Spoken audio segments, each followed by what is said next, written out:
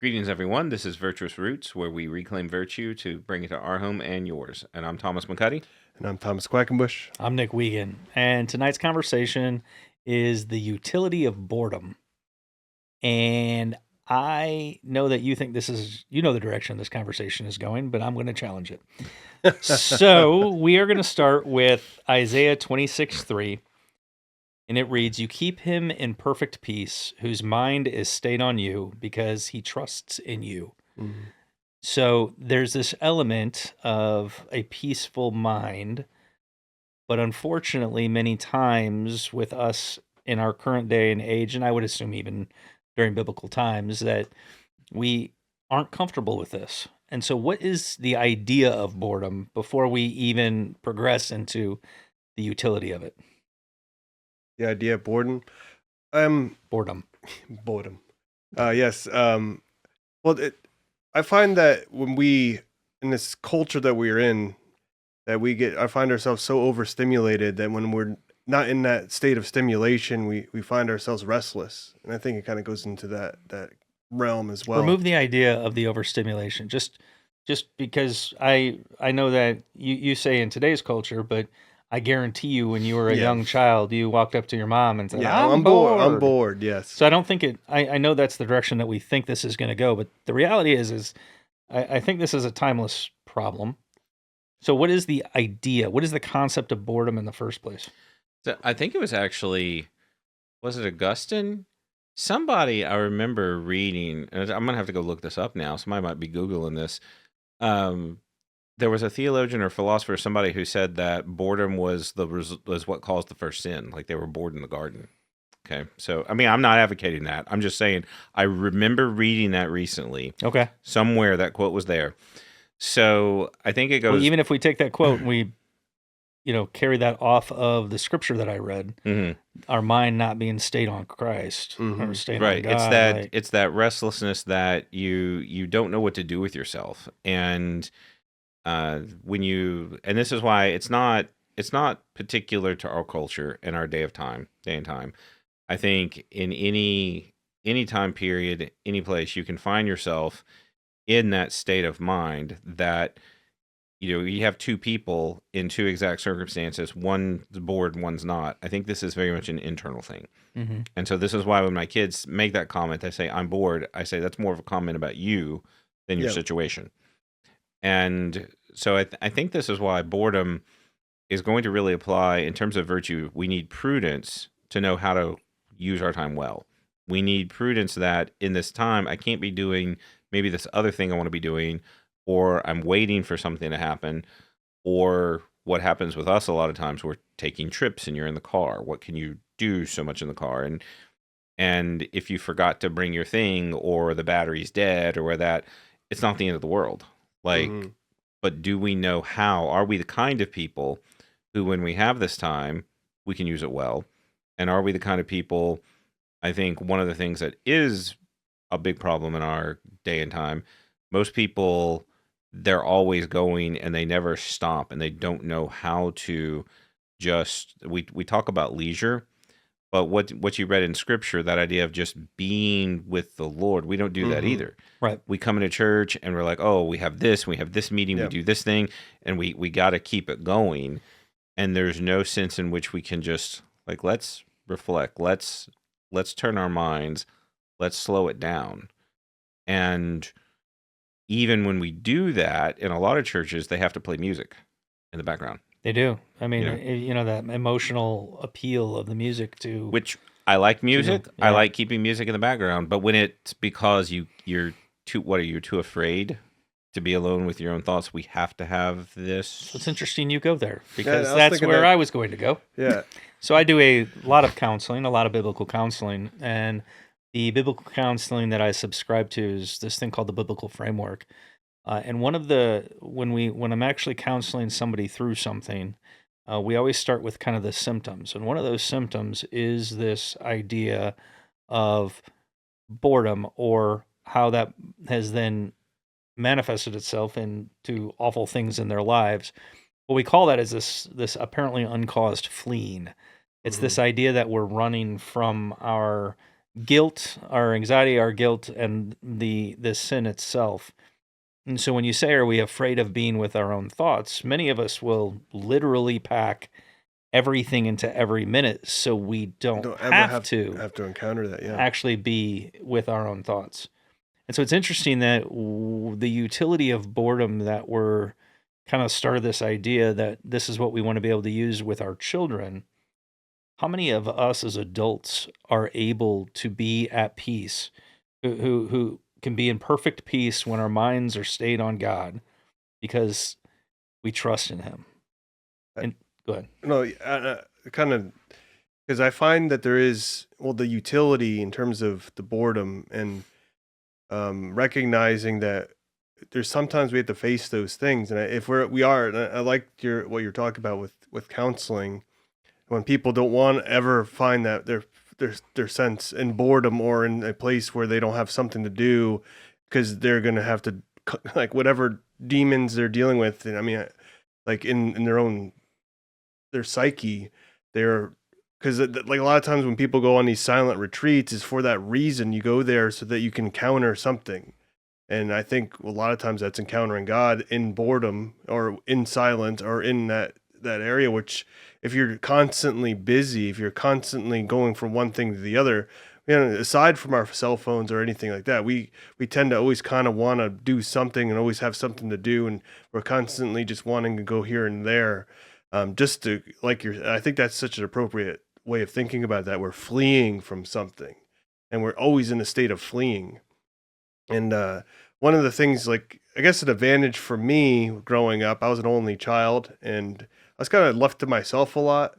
That sometimes, as you mentioned, sometimes we get ourselves into trouble and dumb things we do. But I learned how to like enjoy that place where I don't need any stimulation. I could sit in a completely quiet room and just like, it's almost like now it's not only something that, I can do, but it's something I desire to do. I like being in that place where I don't have anything bothering me and I could just, and like, 'cause I realize how much like being a pastor, doing like ministry work and, counseling people or talking, having all these conversations, doing evangelism type work, how much that toll that takes on me.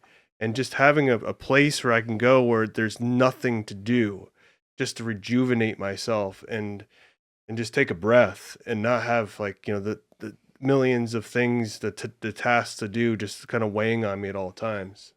So it's interesting the way you describe that because I know you would definitely consider yourself an introvert. Mm-hmm. I think you would probably consider yourself an introvert. Mm-hmm.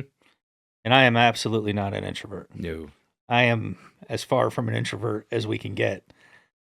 So I think it's interesting that you say, when you're as a pastor, when you're around people, it takes it out of you. I'm the opposite. Yeah. Right. So when I'm around people, that's what gets me going. And I really enjoy it. And honestly, me being alone takes it out of me. But I don't know if it's a sense of boredom, but it might be. This is an interesting concept to explore. Is we all three of us went on a silent retreat ish. Mm-hmm. But before I went, I made you promise me that you would give me an hour of your day to talk through the concepts that I was thinking about during those.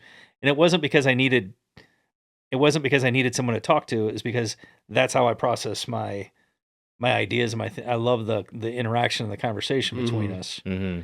Right. So I don't know. So I didn't find myself bored when we did that. I found myself wanting to explore ideas with other people. But I think then when I want to transition this to, I know you say you like to sit in silence, and that's awesome. But most people don't do that. Most people, when they decide to sit in silence next to their spouse, it's because they're on their phone, doom scrolling through social media. Mm-hmm. And so this is where we get into the idea of overstimulation. Mm-hmm. What is it that is causing us in this current generation? Who knows what it's been in past? I don't know who said it first, but idle hands are the devil's playground. I don't know who originally said that, but in the past, it's gambling or all kinds of unseen unsavory ways to spend our time. Yeah. So what is it that we're doing now? Why are we packing in every second with this idea of overstimulation? As far as why we're living in a faster paced world, things are happening faster.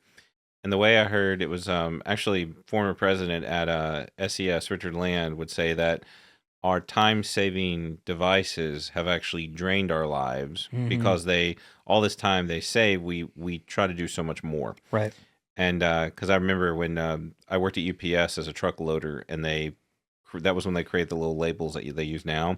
And they're like, oh, this will make loading faster. Oh, yes, it will. Now you can load double the trucks that you used to load. Instead of 3, now I'm going to load 6 trucks. I'm like, that's not even humanly possible.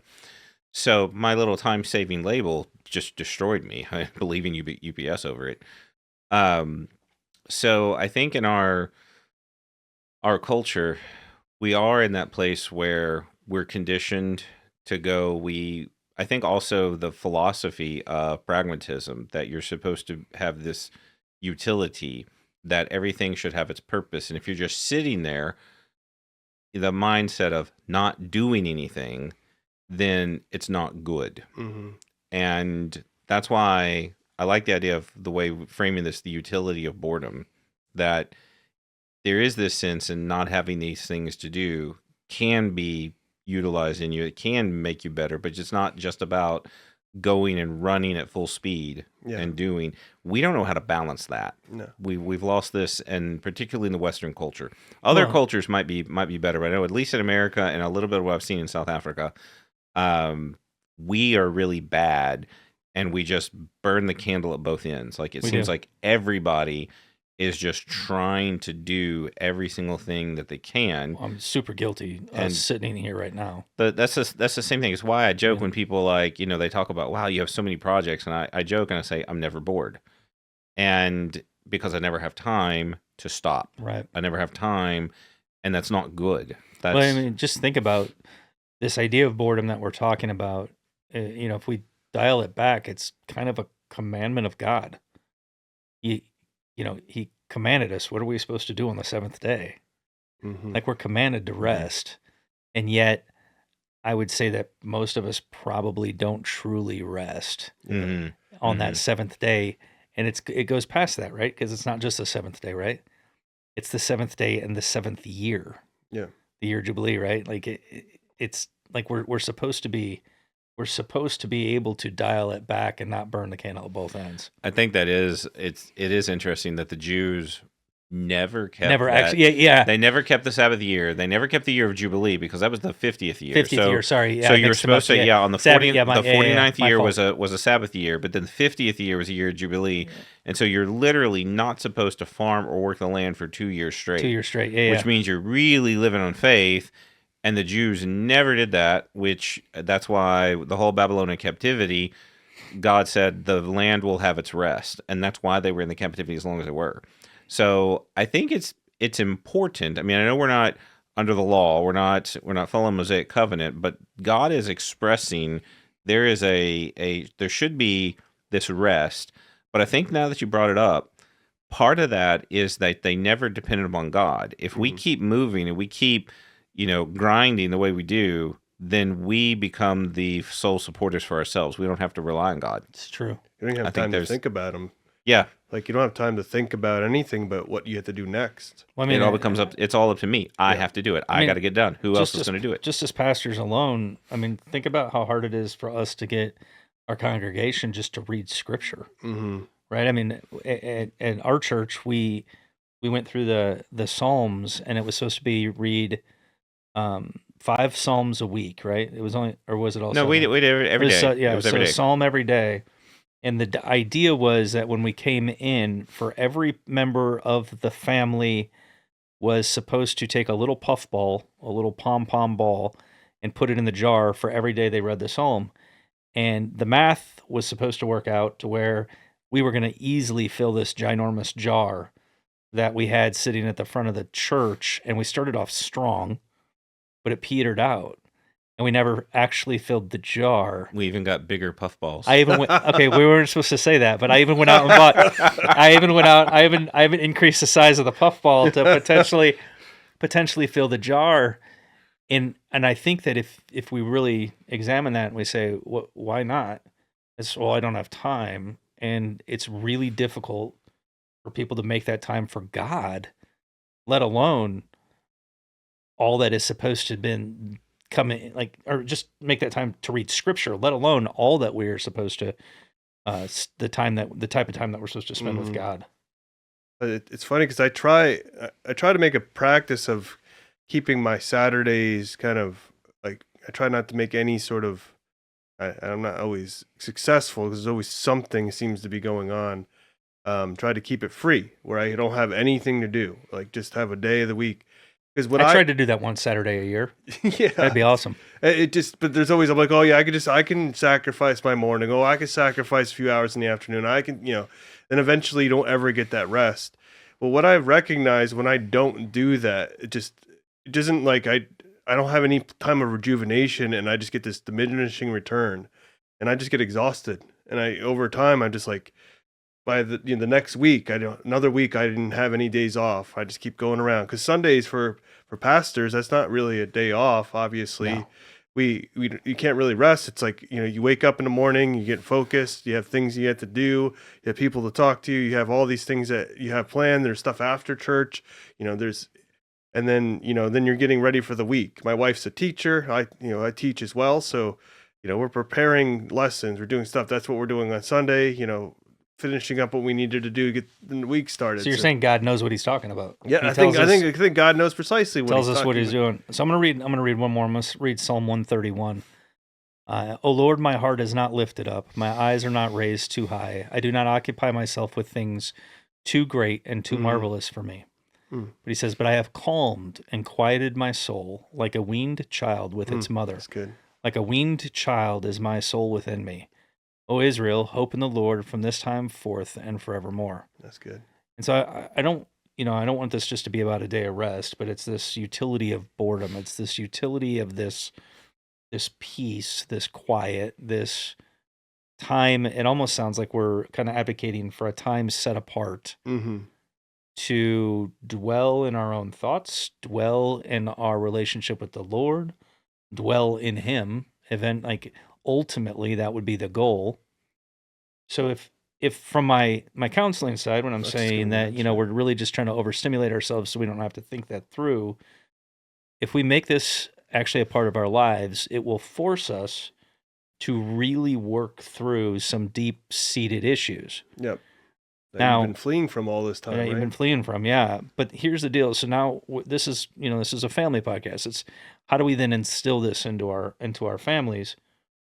I think once we start actually dealing with it ourselves, then we can start helping our children deal with it. Why is it our children don't want to, take any time to sit and relax and be quiet?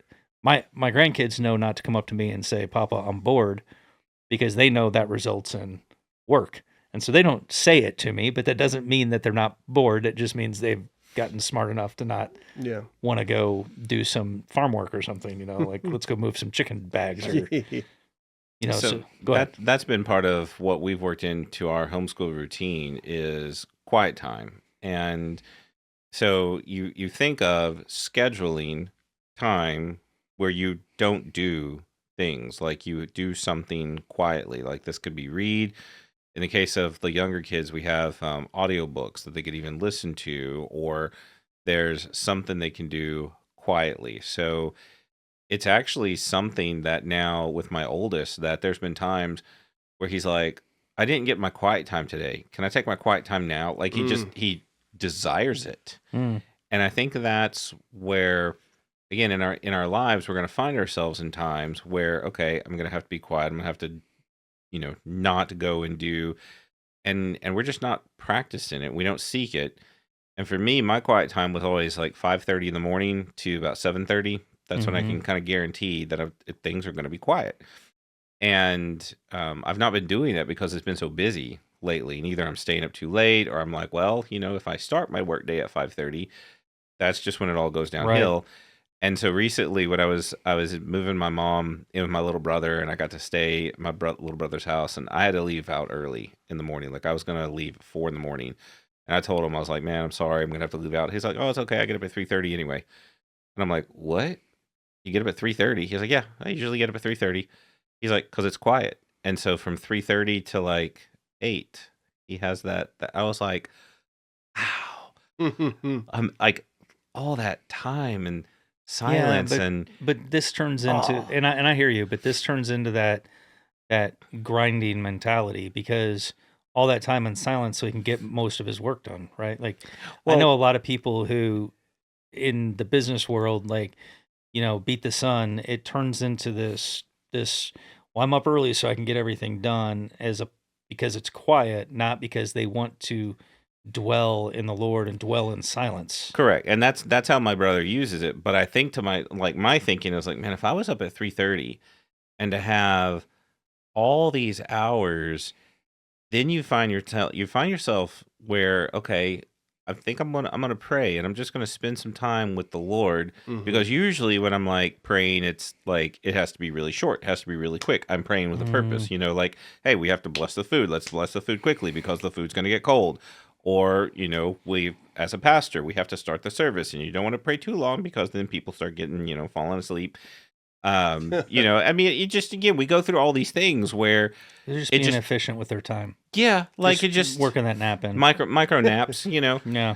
but the idea that I can just leisurely, pray to the Lord, I can read, I can sit here, I can enjoy, just sit and just enjoy and waking up, just enjoying this time. We don't have that. And a lot of people would look at this, and this is what I feel like when I first started doing this, because you remember when I first started doing I do this, remember. because, I think you did not quite understand or appreciate why one would get up that early. Yes, And yes, we had these conversations. I'm not a morning person. But most people will feel like that's boring. What do you do I during the never morning? said that. Ever thought No, you about didn't. that. You just said it. You I just thought it just was couldn't stupid imagine getting somebody up. getting up that early. Yeah. Yeah, you just didn't like the idea of early rising. So you're just opposed to that. I remember when I you was. were- I'm I not remember when now. you first started doing it, because the example that you was because Jesus did that. Like that's what he did. He woke that's up. True. Yeah. He woke up early, and he found Time. this place in solitude where he could spend time in prayer, and and he made that example for us to follow. To get away and find that place, and that's what I think convinced you, because you're like, because the books that we were reading at that time talked a little bit about that intellectual life, and we recognized that Jesus started that pattern, and he just he didn't explain it, he just went and did it, and we recognized, I'm like, that's a good thing to do. It set that kind of, he set that standard. He's like, this is where I needed to get my day started, and this is how or I orient myself with the Father. Well, anyway, we were talking earlier, and I was just kind of laying out my heart to you a little while ago, saying, just some of the stuff I've been going through, Mhm. and I've been, spending maybe an hour here, an hour there. I get to go hunting, Mhm. and I love to go hunting, not because I'm a good hunter, because I'm not, but I do get to go sit in the woods and relax and be quiet. And I do get to steal away some of that time and just dwell in the Lord. And so this idea, this utility of boredom, I think what we're proposing is it's more than just an only child who, now can sit by himself and take away, but this utility of boredom ought to be used for our relationship with the Lord. And if we ourselves can use this utility, if we can use this tool in our lives to dwell in Him at peace, then it's something that we can then instill in our children. I love the quiet time idea. Yeah. Mhm. I've been taking my grandson hunting with me. He lasts very little time. It's constantly, Papa, when are we going to see a deer? Papa, when are we going to see a deer? And I'm not a good hunter. I don't know. So never, maybe. I don't know. It's not what this is about to me. But no, and it's interesting. I think this idea and this concept of utilizing it, not only in ourselves, but utilizing it in our children and grandchildren, and encouraging it in our spouse. I know we didn't really talk about that. I just want to make sure I don't leave it. Yeah. If our spouse is sitting on the couch just in quiet and enjoying themselves, I don't think we always have to make sure that everything is getting done all the time. Things will wait. Yeah. And the thing that won't wait, though, is our relationship with the Lord. It needs Exactly. to be cultivated. Yes, Mhm. sir. And we as husbands or the wives that are listening, we need to help cultivate it in our families. Mhm. So this Exactly. is, I didn't know where this conversation was going, and I absolutely loved the time. So thank you, gentlemen. You can find us on familiesofvirtue.com, and our podcast, Virtuous Roots, can be found on all streaming platforms. And we will talk to you next time. Be blessed.